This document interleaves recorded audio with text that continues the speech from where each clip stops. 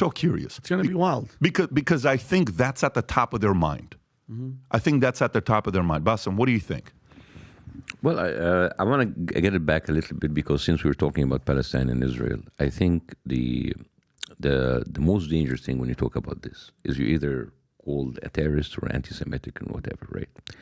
And people, I would see the people who are the very pro-Israel, who really supported Israel on 7th of October, many of them are actually anti-Semitic, especially right-wing politicians, Matt Gaetz, and MTJ, and all of those people. Those people, they love Israel, but they hate the Jews. They're anti-Semite. It is very obvious. And this is why you see this dichotomy about how the Jewish Voices for Peace, these are Jewish people in New York. They come in and they take over the central station, and they're all Jewish, and they say, not in my name. The whole idea is conflating Israel and with Judaism is wrong.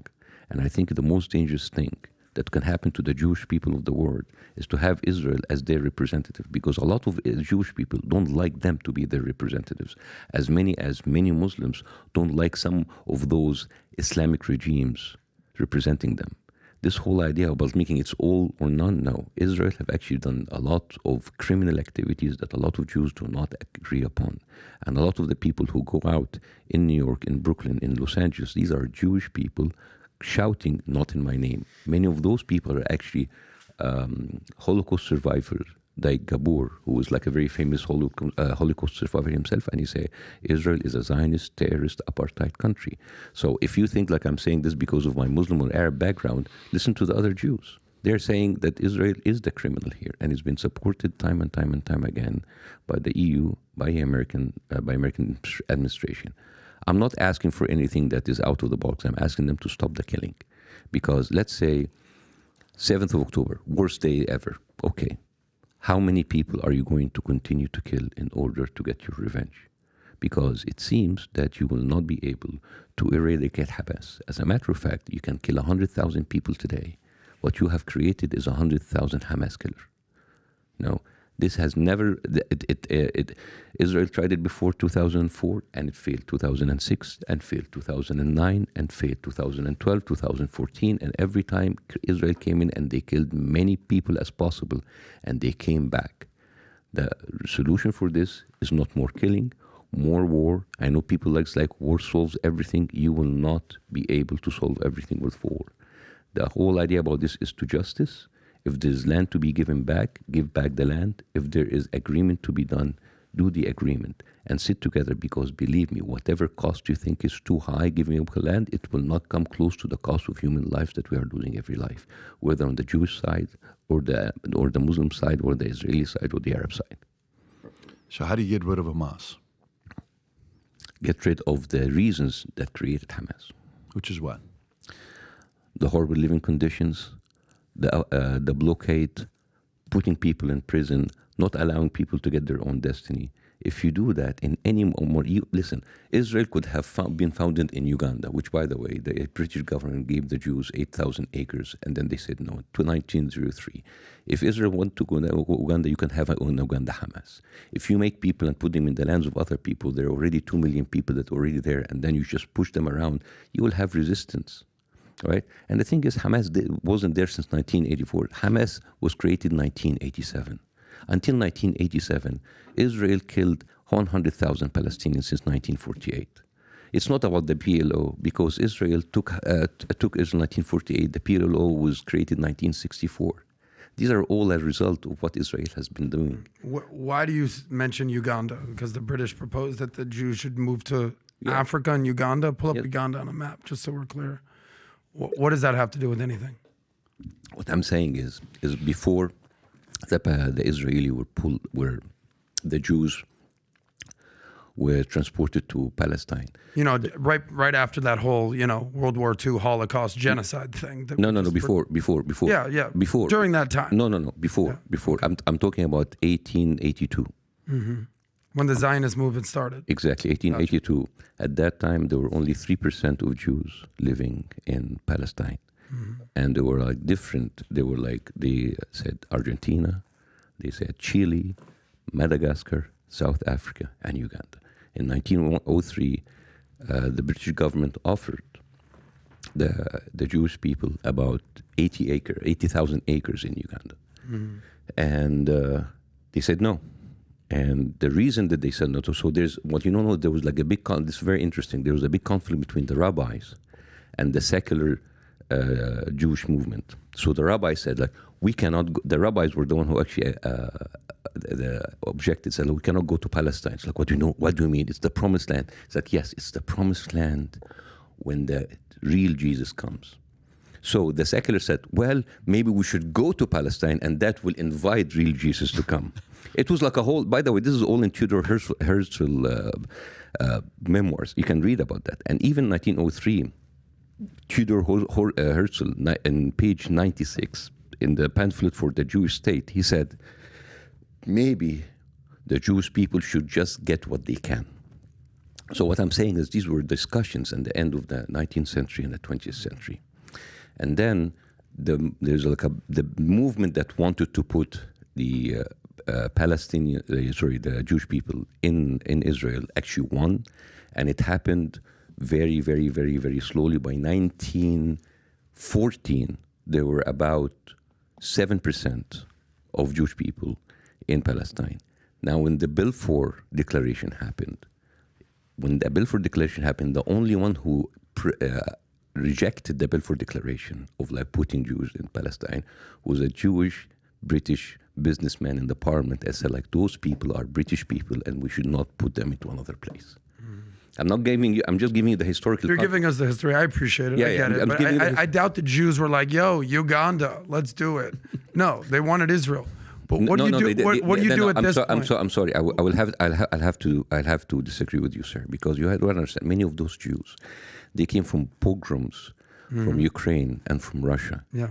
And then when they went to London, they were really treated bad, and they were called the problem. The problem. We need the solution. We need the solution. And this is why when Hitler came to power, he said we need the final solution. Of course. So you understand all of these problems happened between the Jews coming from Eastern Europe when they went to England and Western Europe. So basically, the British people didn't like them, and they want to push them out. So by the way, I mean, we can joke about that, but seriously, the whole thing about Madagascar, South Africa, Chile, and Argentina, and Uganda, these were real discussions with real budgets. I'm very familiar with the Zionist movement. I get it. And then at a certain time, so 1914, 7%, and then the Balfour Declaration, and then the First World War, nothing happened. Second World War with the Nazis were like maybe killing everybody. Yeah. And then they started to go in mass in Palestine. But are you sensing a common theme here? They go to a country, they have success, let's kill them. They go to a country, they have success, let's kill them. They started in Egypt, they went to Spain, they went to Morocco, they went to Europe, they went to pogroms in Russia. Can I speak? Can I speak? Let me ask you a question. This is not accurate. Of course this is accurate. Sir, this is not accurate. What's not accurate of what I just said? The whole reason that I say that is that they've been running around the entire world. Sir. It's called the Jewish diaspora. I'm speaking, I'll let you speak. You could speak for a half hour. I'm asking you a 2-minute question. There's a Jewish diaspora. They're running all over the world. It culminates in the Bolshevik Revolution, Zionism. It starts Theodore Herzl. It ends in the final solution in Germany. The Jewish people said, listen, we just need a state. You look at the map of the Middle East, it's as big as this room. We have a little tiny microphone. And then we're fighting over the size of this microphone when you have the entire room right here. So tell me, what should Israel do now? Does Israel have a right to exist and defend itself, or no? So can I answer? I'd answer. Yeah, go ahead. So first of all, certain things that you said in that monologue was a little bit inaccurate. Yes, they were treated badly in Europe. They were treated badly everywhere else. They were not treated badly in Spain because that was under the Arab rules. Of course they were. What do you mean? It was called the Spanish Inquisition. Yes, Look it up. Yes. Sir. The Spanish Inquisition was done by the Christians against Muslims and Jews together. Okay. Muslims and Jews were sitting together. But it happened, is what I'm saying. What I'm saying is, before the Spanish Inquisition, Jews lived in the courts as ministers and as poets, as scientists under the Arab rule in Andalusia. Yeah. When the Spanish Inquisition came in, they killed both Jews and both Muslims. So, the Crusades, we all know how that story goes between Christians and Muslims for decades and centuries. And you understand that the first crusade did not kill a single Muslim? Okay, but the third and the fourth and the fifth one did. What happened with the first crusade?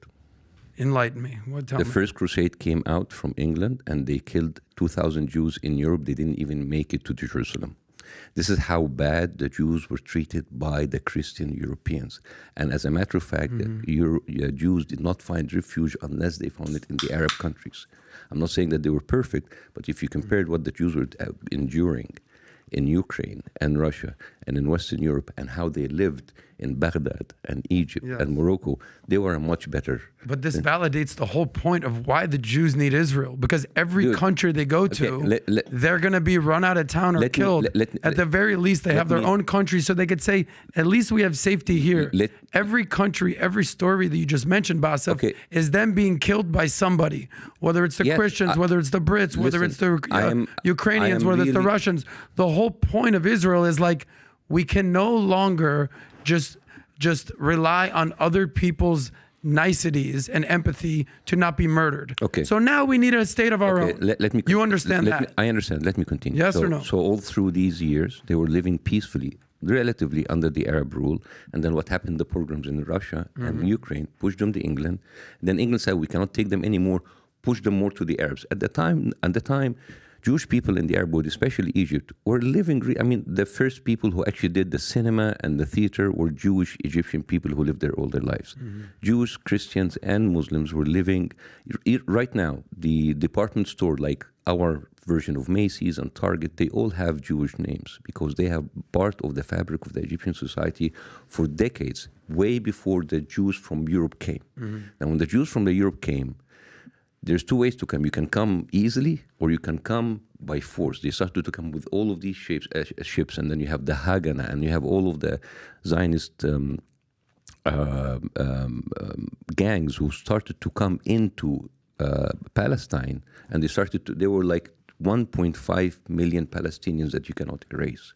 So the fact that this is the Arab world, you can go anywhere. No, because this is their country. So they went in, they replaced them, and then we had the 1948, and the rest is history. Now, having said that, do I want Israel to be erased and I want people to go back to Europe? I will never use that kind of argument unless that you tell me, well, why don't the Palestinians go to Arab countries? If you don't use that, I'm not going to use that. I believe that Israel is a matter of fact.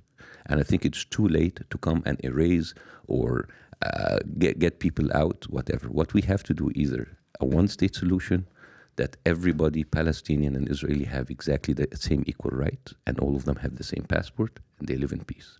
And the other reason is a two-state solution. Obviously, so far, Netanyahu and other Israeli officials have said many times there will never be a Palestinian state. Not in the West Bank, not in Gaza, ever. And these are official statements by them. So they have already said that. Sometimes people accuse Arabs, but we do not want the state of Israel. They say we don't want a state for Palestine. So you have this. As long as you think that this is your land only, and those Palestinians are indispensable and they can go other places, you will never have peace. They've had the Oslo Records. They've had the Abraham Records. At what point does Israel say, I can't negotiate with these people? Hamas's founding charter says we call for the destruction of Israel. In order to make peace or to make a deal, you need to have someone on the other side that is willing to at least come to the table. The closest that come was Yasser Arafat, the PLO, under Clinton, 1998. He came back. They gave him 98% of what he wanted. He came back. They said no. Would Israel listen, Israel's just like America. It's a democracy. In a democracy, you have a free exchange of ideas. The Marjorie Taylor Greens that you mentioned are wildly different from the AOCs, but policy is different from rhetoric. The policy of the PLO, of Hamas, of Fatah is essentially destroy Israel. There's no two-state solution. No. The rhetoric. Hamas is different from Fatah. Fatah is different from the authority because there's nothing in the charter of Fatah or the But the point that I'm getting at is all these political factions, no one wants to come to the table, do a deal. And here's what's happening. Neither does the Israel. Because they're getting worse and worse. They gave them 98% of what they want. Sir, have you seen they the had a video good for hand a few decades ago. Sir, now they have no hand. You have no leverage now. That's the problem. Sir, have you seen the video by Netanyahu who's bragging about spoiling the Oslo Accord on his own? I've seen the video. Yeah, he said like I'm going to destroy it. We're going to hit them. Nobody's going to do that anymore. This is the guy. And by the way, just a little bit of thing. The Oslo Accord, it was signed by Yasser Arafat from one side and from Isaac Rabin from the other side. What happened to Isaac Rabin? He got assassinated by a Jew. Whom? By a Jew. Okay. And by a far right radical Jew. Because he was a moderate. Who was a part of what part? That's Jew. What kind of organization was he part of? He was on the far right party where it is the same organization where Ben Gvir, the head of the national security now, is a minister under Netanyahu. Yeah, newsflash. Every country that's a democracy has a left wing and a right wing. But I don't think every country has at least 2 terrorist people as ministers, because Ben Gvir was arrested on the account of killing Ishaq Rabin. As a matter of fact, there's a very famous video for him where he got the emblem of his car 2 months before Isaac Rabin's like, we've got your car, next we got you, 2 months later, Isaac Rabin. This is the kind of government that you are defending. It is a terrorist government that kills its own people. Even Bitzalim, who is the Minister of Finance, he was arrested because he was going there by 600 liters of gasoline to blow up an Israeli highway. This is the kind of criminals who kill people, Gaza everywhere, and I find it very difficult to find somebody actually to defend their actions. Are you saying that Israel is the only country in the Middle East that has a thug-like regime? Oh, no, not at all. But okay, so this is pretty common for that neighborhood. But you know what's the difference? I don't see any other country in the regime saying I'm a democratic secular country and I have Western values. Well, according to the World Economic Index, Israel is the only democracy in the Middle East. This isn't our opinion. Exactly. Look it's the only democracy which would have terrorist people in this government, which I find it very interesting. Here's the problem that I'm having with you. Is that I actually problem with me? No, with your argument. With me? Well, you've already called me racist. I'm a very nice person. I think you are a nice person. I'm very nice. I think you're nice.